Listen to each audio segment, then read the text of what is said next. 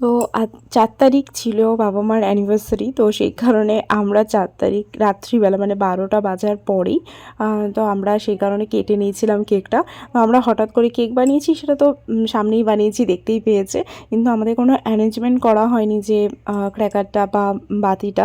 কারণ আমরা সেদিনকে কেক কাটানোর কথাই ছিল না। কিন্তু বাবা পরের দিন সকালবেলা চলে যাবে, আর আসতে অনেকটা রাত, প্লাস আমাদের সরস্বতী পুজোয় একটা খাওয়া দাওয়াও আছে। তো সেই কারণে আমরা সেদিন রাত্রিবেলাই কেকটা কাটিয়ে নিয়েছিলাম।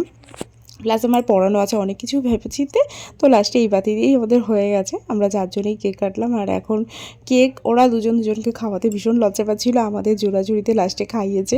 মাঝখানে তো অনেক কিছু হয়ে যাওয়ার পর, অনেক কথা বলার পর রাজি হয়েছে, নাহলে আমাদেরকেই বলছিল তোরা খা আগে তারপরে। যাই হোক, এই যে তোমাদের বলছিলাম সরস্বতী পুজোর খাওয়া দাওয়া, এটা আমাদের বাড়ির পাশেই যে মাঠ, সকালবেলা যে ফ্ল্যাটটা দেখিয়েছিলাম ওই ফ্ল্যাটের সামনেই মাঠটা।